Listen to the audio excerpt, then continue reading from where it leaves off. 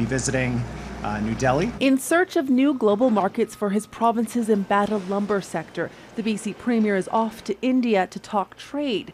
But if Canada is looking for new oil markets, he says a new pipeline through his province is not the way. If we're going to do public investment into our resources here in Canada, I think it might be time to pivot that discussion to a refinery.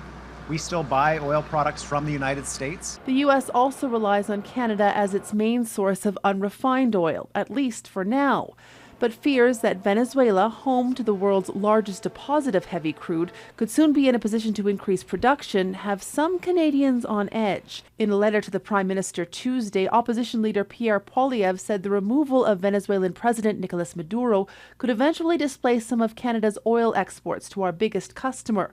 Accordingly, he says he's calling on the government to approve a new Pacific pipeline within 60 days of receiving Alberta's proposal. A pipeline and exports to Asia. We've got competitive product, and we'd be diversifying our markets, and that's one of the reasons why we signed the comprehensive MOU with Alberta. So we'll be working towards that.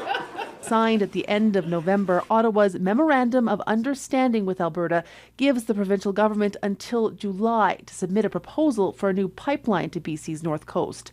But it also makes clear that in order to be approved, the infrastructure would have to be privately built. For people who do produce oil, they know that nothing's going to come quickly or easily out of Venezuela. This adds urgency that I think we need political support across the spectrum to diversify our exports. I don't think anyone can be left sitting on the fence about whether we need this Northwest pipeline anymore, but it still will take time. Time that will need to include consultation with Indigenous communities that remain adamantly opposed, though ultimately the federal government will have the final say.